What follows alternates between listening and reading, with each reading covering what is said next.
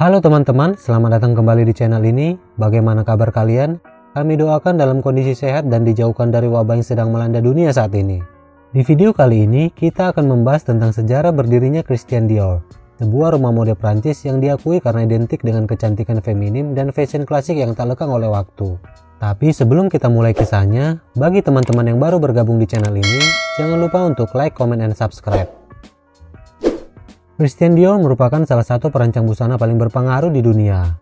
Selama karirnya, dia bertanggung jawab untuk memperkenalkan desain fashion Prancis ke seluruh dunia. Christian Dior lahir pada 21 Januari 1905 di Grenville, sebuah kota pesisir laut di Prancis Utara.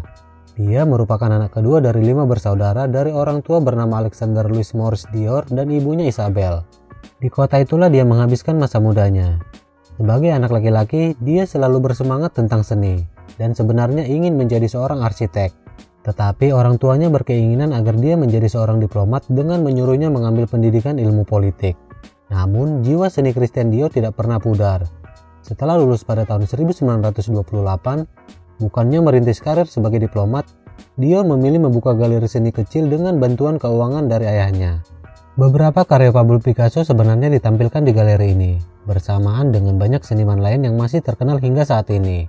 3 tahun kemudian setelah kematian ibu dan kakaknya, serta akibat terjadinya penurunan bisnis pupuk yang digeluti keluarga Dior, galeri seni tersebut harus ditutup pada tahun 1931 dan menempatkan keluarga Dior dalam posisi yang tidak stabil secara finansial. Saat itu, Dior mencari nafkah dengan menjual sketsa busana dan menjadi ilustrator majalah pada tahun 1935. Setelah bekerja di sana selama beberapa tahun, desainer Robert Piguet memberi Dior pekerjaan baru sebagai asisten perancangnya. Sayangnya, awal karir fashionnya tertunda saat dimulainya Perang Dunia Kedua. Dia dipanggil untuk dinas militer pada tahun 1940, di mana dia menjabat sebagai perwira. 2 tahun setelah bertugas sebagai tentara, Dior mendapat kesempatan untuk bekerja di rumah mode Lucien Lelong sebagai desainer utama bersama dengan desain hebat lainnya yaitu Pierre Balmain. Di samping itu, Dior mendapatkan tawaran untuk mendesain gaun para istri perwira Nazi dan kolaborator Prancis. Karya-karya yang dilahirkan Dior ternyata berdampak besar bagi masa depannya. Pada tanggal 16 Desember 1946, Dior mantap membuka usahanya sendiri dari nol. Kantor pusat resmi perusahaan berada di Avenue Montaigne yang terkenal di kota Paris. Berdirinya rumah busana Dior tidak lepas dari peran Marcel Boussac yang disebut The King of Cotton, seorang pengusaha pakaian dan juga merupakan teman masa kecilnya. Usaha Dior semakin melonjak naik berkat dukungannya, terutama dalam hal bantuan dana. Jadi tidak heran jika usaha Dior tetap stabil atau bahkan lebih daripada itu. Laligny Corolli adalah nama koleksi pertama Christian Dior, dirilis pada tahun 1947. Meskipun ini adalah koleksi yang membuatnya terkenal di dunia, hanya sedikit orang yang mengetahuinya dengan nama ini. Karena kebanyakan orang menyebutnya sebagai The New Look atau tampilan baru.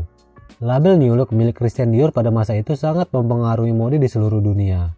Istilah New Look diberikan kepada desain Dior karena dianggap memiliki tampilan berbeda dari gaya busana pada waktu itu. Rancangannya memperlihatkan bau perempuan dengan garis pinggang atas dan rok yang sangat besar yang dipadukan dengan kain mewah.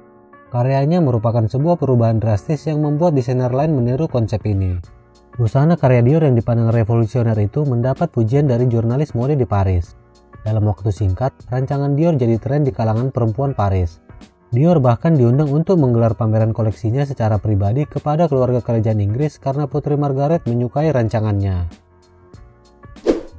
Dalam kurun waktu kurang dari 5 tahun, Dior mampu berekspansi hingga ke Amerika Serikat dan jadi idola sosialita di negara itu. Pada tahun 1957, beberapa bulan setelah menjadi sampul majalah Time, Dior berlibur ke Moncitini, Italia. Saat berada di sana, tepatnya pada tanggal 23 Oktober 1957, dia mengalami serangan jantung untuk ketiga kalinya dan meninggal dunia pada usia 52 tahun. Marcel Boussac mengirim pesawat pribadinya ke Moncitini untuk membawa jenazah Dior kembali ke Paris. Pemakamannya dihadiri sekitar 2.500 orang, termasuk staf dan klien yang terkenal. Setelah kematian Christian Dior, Yves Saint Laurent yang berusia 21 tahun mengambil alih kepemimpinan kreatif dari rumah mode yang terkenal itu. Saint Laurent menjaga warisan Christian Dior tetap hidup dengan menggunakan kain yang sama, menjaga proporsi dan siluet yang relatif sama. Namun, koleksi Saint Laurent menampilkan potongan yang lebih lembut, lebih ringan, dan lebih mudah dipakai. Namun, masa kepemimpinan Saint Laurent hanya bertahan hingga tahun 1960. Pada saat itu, ia dipanggil untuk bergabung dengan tentara Prancis, sehingga memaksanya untuk meninggalkan Dior. Setelah kepergian Yves Saint Laurent, Mark Boham ditunjuk sebagai kepala kreatif pada akhir 1960-an hingga 1989. Lalu Gianfranco Ferré sebagai desainer non-Prancis pertama yang mengambil alih kekuasaan kreatif di Dior mulai dari 1989 hingga tahun 1996.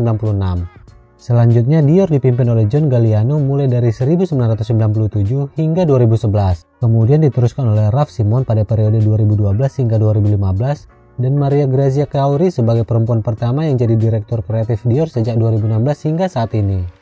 Sejak saat itu, entah disengaja maupun tidak, Dior selalu menjadi label adibusana yang senantiasa memilih direktur kreatif dengan karakter tertentu, namun tetap mempertahankan keanggunan penuh visi dari pendirinya.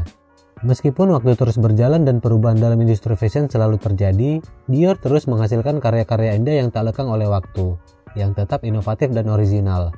Dior tetap menjadi salah satu rumah mode paling menonjol dan penting di dunia. Baiklah teman-teman, sekian dulu video singkat kali ini. Terima kasih karena sudah menonton. Semoga informasi yang kami berikan dapat menambah wawasan teman-teman sekalian. Jika kalian menyukai video informatif seperti ini, dukung kami terus dengan cara like, comment, dan subscribe. Nyalakan juga loncengnya agar tidak ketinggalan informasi menarik lainnya. Stay healthy dan bye-bye.